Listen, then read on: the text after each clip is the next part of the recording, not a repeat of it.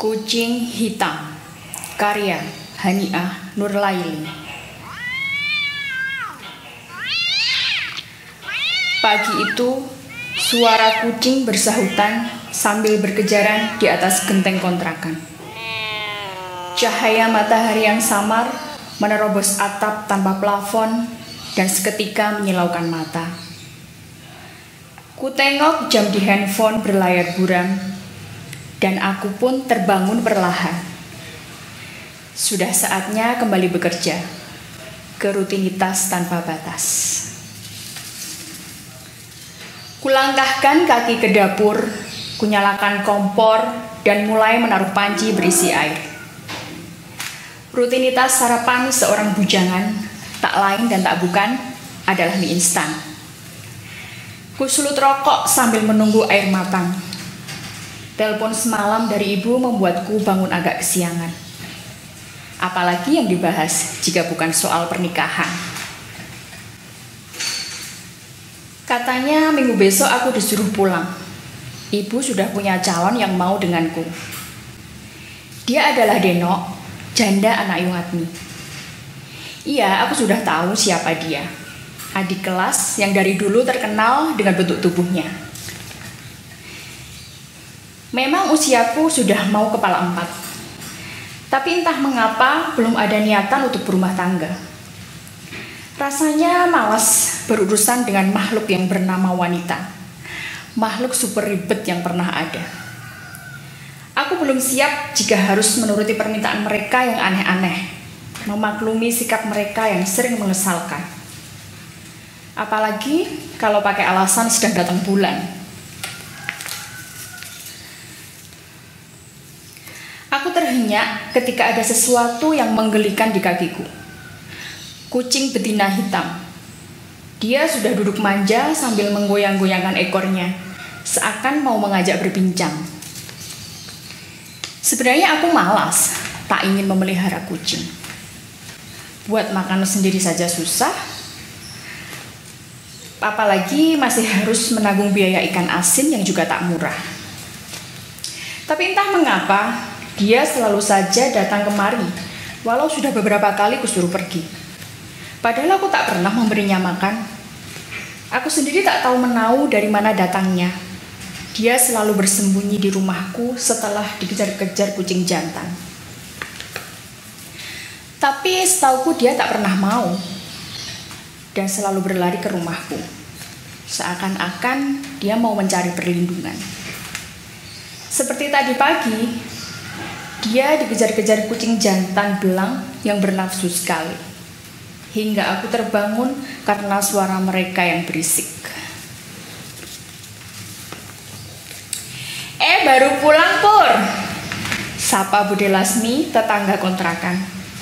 Aku mengiyakan sambil duduk sejenak di kursi depan, melepas penat setelah seharian bekerja.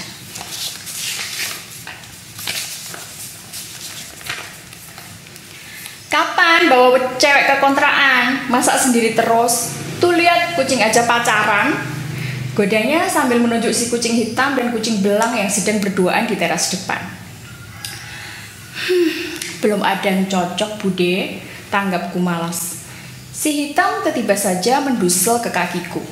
Wajahnya didongakkan manja, seakan ada yang mau dia ceritakan seharian ini. Atau dia ingin berkata, kalau tak nyaman dengan si belang yang terus membututinya. Hati-hati loh, Pur, miara kucing hitam. Kata orang-orang sih, kucing hitam itu bawa sial. Jangan-jangan kamu gak segera dapat istri karena kebawa sial sama si hitam itu. Bude Lasmi mulai menduga-duga.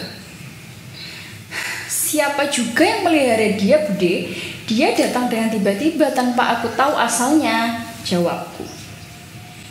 Dibilangin, malah ada yang bilang kalau kucing hitam itu jelmaan wanita yang dulu dikutuk dewa. Soalnya sudah melakukan kesalahan besar.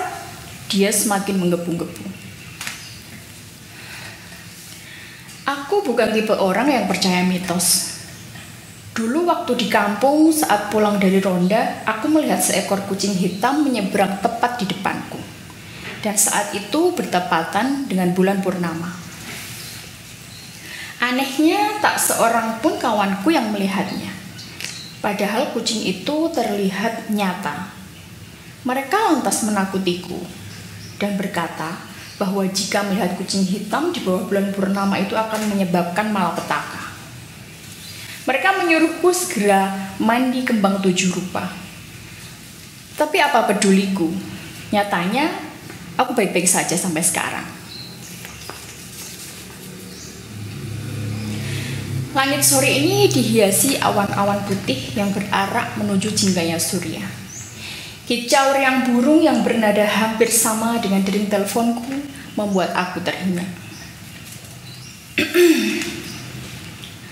Pur, gimana udah beli tiket buat hari Minggu?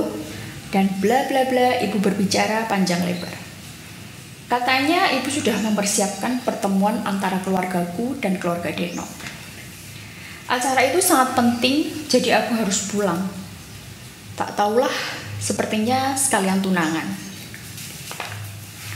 Aku hanya pasrah. Kurebahkan diriku sambil melihat langit-langit rumah. Kosong. Buat apa menikah kalau hanya dipaksa? Hatiku pun masih tawar terhadap wanita. Sementara kulihat si kucing hitam tiba-tiba sudah berada di depan pintu kamar. Dia tersenyum indah.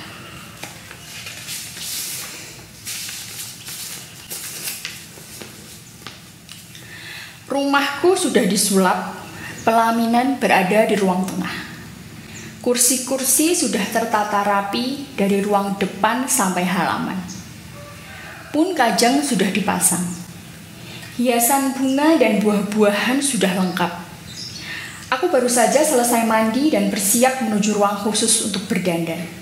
Mempelai wanita sepertinya sudah siap di sana. Loh, Deno, kenapa kamu belum siap-siap? Acaranya kan nanti jam 9. Nanti kalau keduluan tamu gimana? Aku panik melihatnya yang masih santai saja dasteran. Loh, memangnya kenapa, Mas? Itu calon istrimu sudah di depan. Aku pun meringsek menuju kerumunan orang. Dan betapa terkejutnya aku ketika melihat si kucing hitam memakai kebaya lengkap dengan sanggulnya.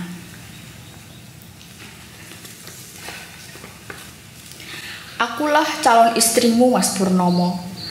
Akulah mempelai wanitanya. Dia berbicara dengan lantang. Bagaimana mungkin calon istriku adalah seekor kucing?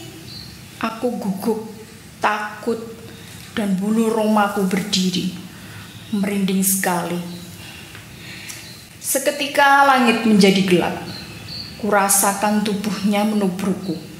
Bulu-bulunya yang menggelikan menerjang semua anggota badanku.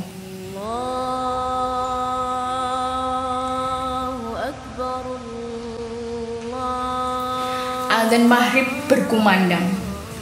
Tiba-tiba aku terbangun dari mimpi burukku. Untunglah kejadian tadi hanya mimpi. Kulihat si hitam sudah berada di kasurku. Dan ternyata dari tadi dia tidur di sampingku. Baru kali ini dia berani naik ke kasurku dan tidur bersamaku. Aku merasa ngeri.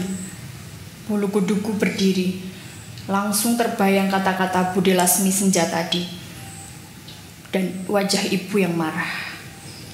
Aku segera mengambil jaket dan pergi ke terminal memesan tiket. Lebih baik aku menikah dengan Deno. Walaupun dia janda, tetapi dia manusia.